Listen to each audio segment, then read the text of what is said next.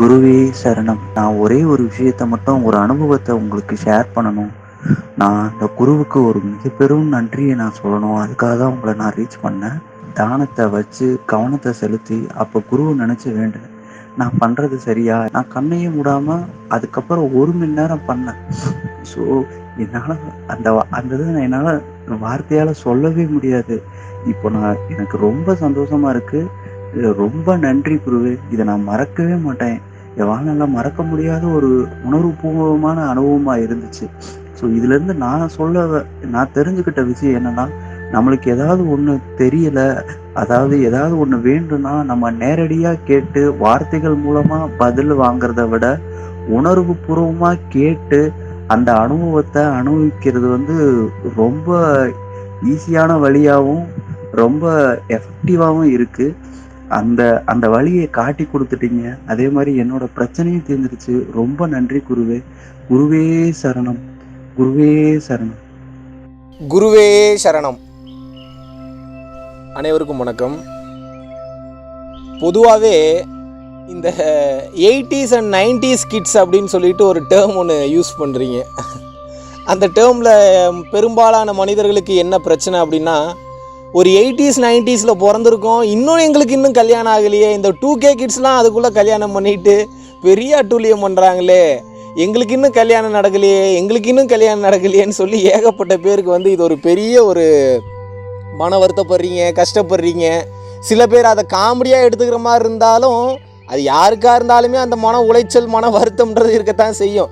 நம்மளோட சின்ன பையன் அவன்லாம் கல்யாணம் பண்ணிட்டு போகிறானே, அதுவும் அழகான பொண்ணை கல்யாணம் பண்ணிட்டு போகிறானே, நம்மளோட சின்ன பொண்ணு அதெல்லாம் அழகான பையனை கல்யாணம் பண்ணுதே, நமக்கு இன்னும் ஒரு நல்ல இடத்துல கல்யாணம் நடக்கலையே அப்படின்னு சொல்லி கண்டிப்பாக எல்லாத்துக்கும் மன வருத்தம் இருக்கிறது ரொம்ப சகஜம்தான்.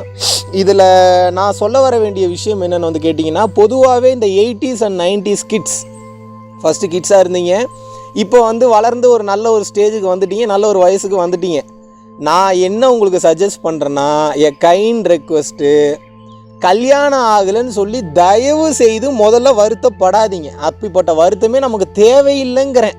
ஏன் அப்படின்னா, இப்போது நீங்கள் இந்த தமிழ்நாடு மட்டும் இல்லை, உலகம் ஃபுல்லாகவே, நான் கல்யாணத்தை தவறுன்னு நான் சொல்ல வரல, கல்யாணம் நடக்கலைன்ற சினாரியோவில் நமக்கு கல்யாணம் நடக்கலையே, நம்ம நினச்ச மாதிரி நடக்கலையே, நமக்கு வேணுங்கிற ஒரு உடல் இன்பம் கிடைக்கலையே, சந்தோஷம் கிடைக்கலையே அப்படின்றப்போ கண்டிப்பாக அது மன உளைச்சலில், மன வருத்தத்தில் இருக்கிறப்ப இந்த விஷயத்தை நீங்கள் திங்க் பண்ணணும்.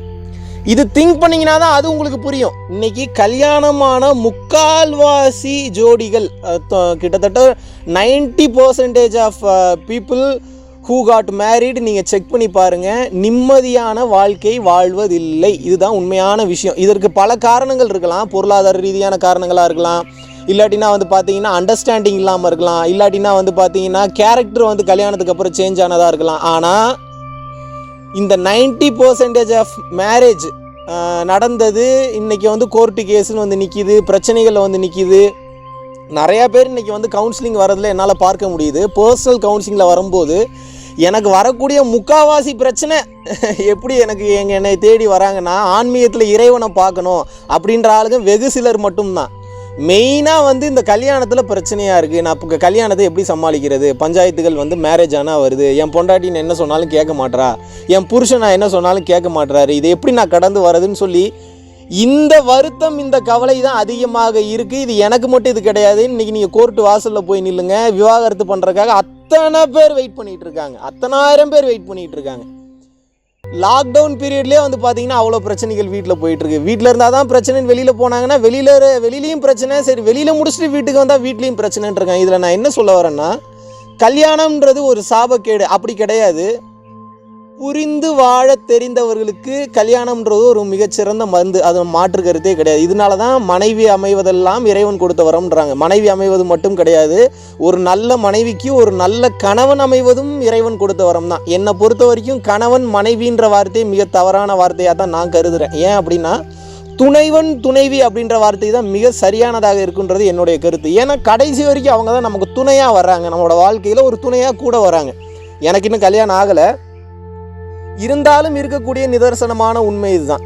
அப்போ துணைவன் துணைவி அப்படின்ற வார்த்தையை நீங்கள் பார்க்கும்போது ஒரு விஷயத்தை ரொம்ப கிளியராக நோட் பண்ணணும். ஒருத்தன் கடைசி வரைக்கும் துணையாக வர வேண்டும் நமக்கு. இப்போ துணைனா எப்படி மென்டலி நமக்கு நல்லா சப்போர்ட்டிவாக இருக்கணும், மாரலி சப்போர்ட்டிவாக இருக்கணும், நம்மளோட எண்ணங்கள் மூடு ஸ்விங்ஸை புரிஞ்சு நடந்துக்கணும்.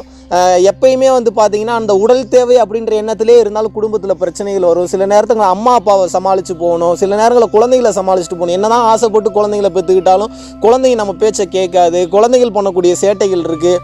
எப்போ இதெல்லாம் அனுபவம் தானேப்பா, கடந்து வந்து தானேப்பா ஆகணும்னு வந்து கேட்டிங்கன்னா நீங்கள் நல்லா கவனித்து பாருங்கள்.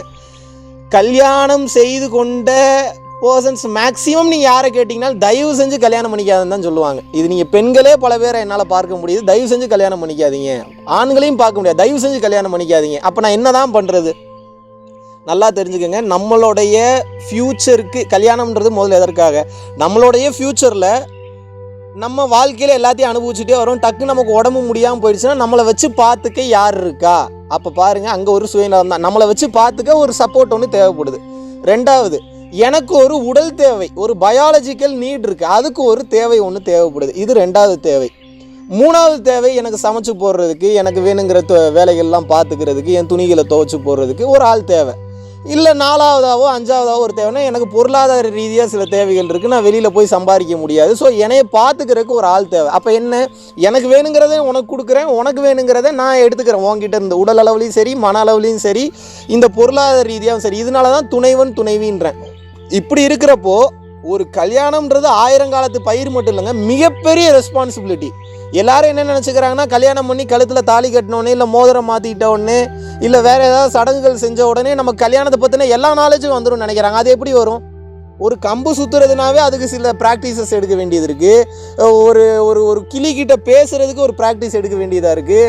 இல்லை ஒரு ஒரு உழவு பணி செய்கிறதுக்கு ஒரு ப்ராக்டிஸ் எடுக்க வேண்டியதாக இருக்குது. இந்த மாதிரி எல்லாத்துக்கும் ப்ராக்டிஸ் எடுக்கக்கூடிய நீங்கள் கல்யாணத்துக்கு அப்புறம் நான் எப்படி வாழ போகிறேன்றதுக்கு மட்டும் எப்படி ப்ராக்டிஸ் இல்லாமல் வரும்? இன்ஃபேக்ட் அதெல்லாம் மிகப்பெரிய ப்ராக்டிஸ், மிகப்பெரிய பொறுப்புணர்வு, மிகப்பெரிய கடமைகள். அவ்வளோ சீக்கிரம் புரிஞ்சிக்கவே முடியாது. நீங்கள் என்ன தான் உங்கள் கணவன் மனைவியை புரிஞ்சுக்கிட்டீங்கனாலும், ஒரு வீடியோ ஆல்ரெடி பேசியிருக்கேன், ஆண்பாளரும் பெண்பாளரும் நார்த்து போல் சவுத் போல் மாதிரி ரெண்டு பேரும் சேரவே முடியாது, புரிஞ்சிக்கவே முடியாது. ஏன்னா அதனுடைய அமைப்பே அப்படி தான் இருக்குது. இதில் எப்படி நீங்கள் புரிஞ்சுப்பீங்க? ஸோ நீங்கள் எவ்வளோ பெரிய உயர்ந்த ஞானியாகவும் பக்குவமான ஆளாகவும் இருந்தாலும் உங்களுக்கு கூட இருக்கக்கூடிய ஒரு பர்சன் பிரச்சனைகள் கொடுக்கக்கூடிய ஒரு கணவனாகவோ மனைவியாகவோ அமைஞ்சிட்டா உங்களோட ஞானம் எல்லாம் வீணாக போயிடும். நீங்கள் தெரிச்சு ஓடுறத தவிர வேறு வழியே கிடையாது. நம்மளோட நிம்மதியும் கெடுத்துருவாங்க போலேயே. அப்போ என்ன, ஒரு மனைவியோ ஒரு நல்ல கணவனோ அமைகிறதுல சாதாரண விஷயமே கிடையாது. ஏன்னா அவங்களுக்கு மூடு ஸ்விங்கி இருந்துக்கிட்டே இருக்கும். மனம் என்பது நிலையற்றது. மனதை கையால் தெரிஞ்சுட்டா ஒருத்தன் கடவுளே ஆயிடுவான். அப்போ மனதை கையாளக்கூடிய பக்குவம் வந்துட்டு கணவன் மனைவி அப்படின்ற அந்த விஷயத்தை ஜெயிச்சிடலாம். ஆனால் இன்றைக்கி எல்லாத்துக்கும் மனதை கையாளக்கூடிய பக்குவம் இருக்கா? கிடையாது. ஒரு வார்த்தை தப்பாக பேசிட்டாவே கொலை பண்ணுற அளவுக்கு போய் நிற்கிறீங்க, அசிங்கப்படுத்துறீங்க, காரி துப்புறீங்க, கஷ்டப்படுத்துறீங்க, கடுமையான சொற்கள் யூஸ் பண்ணுறீங்க. இப்போ எப்படி கல்யாணம்ன்ற அந்த பக்குவம் மட்டும் படார்னு உங்களுக்கு எப்படி வரும்? அதனால தான் நம்மளுடைய இந்த பரம்பொருள் ஃபவுண்டேஷனோட குடும்ப உறுப்பினர்களுக்கு இந்த கல்யாணம் அப்படின்றது ஆயிரங்காலத்து பயிர்னு சொல்கிறாங்க. இந்த கல்யாண வாழ்க்கையை எப்படி ஈஸியாக ஜெயிக்கிறதுன்றதுக்காகவே தனியாக ஒரு கிளாஸ் ஒன்று டிசைன் பண்ணியிருக்கோம். கூடிய விரைவில் அதை நான் இன்ட்ரடியூஸ் பண்ணலான்ட்டு இருக்கேன். ஸோ அதற்கு முன்னாடி இந்த 80s கிட்ஸ் 90s கிட்ஸுக்கு நான் சொல்கிறது ஒன்றே ஒன்று தான், கல்யாணம்ன்றது மிகப்பெரிய கமிட்மெண்ட், சும்மா சின்ன விளையாட்டு காரியம் கிடையாது. எந்த அளவுக்கு நீங்கள் ஒரு தேவைன்னு சொல்லி அவங்கக்கிட்ட போகிறீங்களோ அந்த அளவுக்கு உள்ளே போய் நீங்கள் லாக் ஆவீங்க. ஃபேமிலி கமிட்மெண்ட்ஸ்குள்ளேயும் மற்ற பொருளாதார ரீதியாகவும், அப்புறம் வீடு கட்டணும்னு போவீங்க, அப்புறம் கார் வாங்கணும், இதெல்லாம் தவறு கிடையாது வாங்குறது. ஆனால் எதுவுமே கமிட்மெண்ட்ஸில் போயிட்டீங்கன்னா, monthly commitments, EMI commitments, tune போயிட்டீங்கன்னா மிகப்பெரிய பஞ்சாயத்தில் சிக்கிப்பீங்க. நீங்கள் கையில் இருக்கிற பணத்தை எடுத்து செலவு பண்ணிங்கன்னா பிரச்சனையே கிடையாது. ஆசைக்கு போய் எங்கேயாவது ஒரு லோனை போடுறீங்க, கடனை வாங்குறீங்கன்னா அந்த லோன் வாங்கினதை கட்டினதுக்காகவே கடன் அடைக்கிறதுக்காகவே உங்களோட வாழ்க்கை வீணாக போய்டும். அதனால் 80s and 90s kids a kind request உங்கள்கிட்ட நான் சொல்கிறது என்னன்னு வந்து கேட்டிங்கன்னா, நீங்கள் தாராளமாக உங்களுக்கு கல்யாணம் நடக்கணுன்ற ஆசை இருந்ததுன்னா அதற்குண்டான முயற்சிகள் எல்லாத்தையும் எடுங்க, நான் வேணான்னே சொல்லலை. ஆனால் உங்களோட அழகான வாழ்க்கை தனிமையில் தான் இருக்குது. தனிமையில் தான் பல அதிசயங்கள் நிகழ்ந்திருக்குன்னு சொல்லி பல வீடியோஸ் நான் பேசியிருக்கேன், பல விஷயங்கள் பேசியிருக்கேன். தனிமையில் எந்த மாதிரியான அற்புதங்கள் நிகழும், ஒரு பெண்ணும் ஒரு ஆணும் சல்லாபம் செய்யும் போது, புணர்ச்சி கொள்ளும் போது என்ன இன்பம் ஆர்கசமில் உங்களுக்கு கிடைக்குதோ அதை விட மிகப்பெரிய ஒரு இன்பம், மிகப்பெரிய பேரின்பம் என்பது யோக பயிற்சிகளில் மட்டும் கிடையாது, சும்மா இருந்தாலே கிடைக்கும். சின்ன சில விஷயங்களை ஃபாலோ பண்ணோம்னாவே வாழ்க்கையில் எங்கேயோ அது கூட்டு போயிடும்.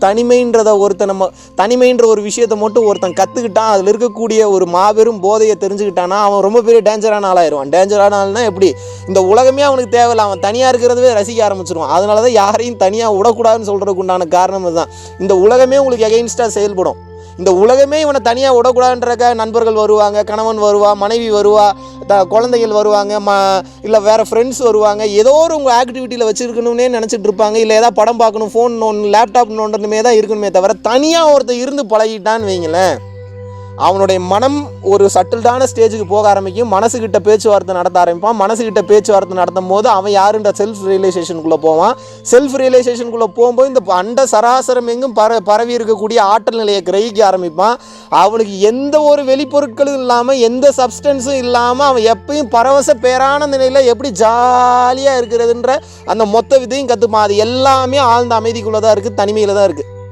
அதனால வாய்ப்பு கிடைக்கிற வரைக்கும் கல்யாணம் பண்ணுறதுக்கு உண்டான எல்லாத்தையும் ட்ரை பண்ணுங்கள். வாய்ப்பு கிடைக்கலையா ஃப்ரீயாக விட்டுருங்க. அதை பற்றி நமக்கு கவலைப்படணுன்ற அவசியமே கிடையாது. தனிமையை ரசிக்க ஆரம்பிச்சிருங்க. தனிமையை கல்யாணம் பண்ணிக்கங்க. தனிமையை கல்யாணம் பண்ணி குடும்பம் நடத்துங்க. உங்களுக்கு வேணுங்கிற எல்லாத்தையும் அதில் 100% கொண்டு வந்து கொடுக்கும். அதில் மாற்றுக்கிறதே கிடையாது. நன்றி, வணக்கம். வெறும் ஐடியா மட்டும்தான் என்னோடது. மக்கள் நல்லா இருக்கணும் அப்படின்றது. அந்த ஐடியாவுக்கு உண்டான மெட்டீரியலைஸ் பண்ணக்கூடிய விஷயங்கள், நன்கொடைகள் கொடுக்கக்கூடியது எல்லாமே நீங்கள் தான். நீங்கள் இல்லாமல் இது சாத்தியமே இல்லை. பல உயிர்கள் பசியார போது அந்த வேலைகள் தினமும் போயிட்டுருக்கு. வள்ளலார் சொல்வது போல ஜீவகாருண்ய ஒழுக்கம் என்பது உங்களது வாழ்வில் அனைத்து செல்வங்களையும் அனைத்து புண்ணியங்களையும் தேடி தரக்கூடிய மாபெரும் ஆற்றல் மிக்கது. சிவானந்தர் சொல்லியிருக்கிறாரு, வள்ளலார் சொல்லியிருக்கிறாரு, அகத்தியர் சொல்லியிருக்கிறாரு, போகர் சொல்லியிருக்கிறாரு. எல்லா சித்தர்களும் சொல்லக்கூடிய விஷயம் அதுதான். ஸோ புண்ணியத்தை சம்பாதிங்க, உங்களோட வாழ்க்கை சுபிட்சமாக மாறும். ₹1 இருந்தாலும் அது நிச்சயமாக அதற்குண்டான புண்ணிய பலன் உங்களை வந்தே தீரும், உங்களை வந்து நிச்சயமாக அடையும் என்பதை சொல்லிக்கொண்டு, வீடியோக்கு கீழே டெஸ்கிரிப்ஷனில் எந்த அக்கௌண்ட்டுக்கு பணம் அனுப்பணும், நன்கொடை அளிக்கணும் அப்படின்றத மென்ஷன் பண்ணியிருக்கோம். வாழ்க வளமுடன். குருவே சரணம்.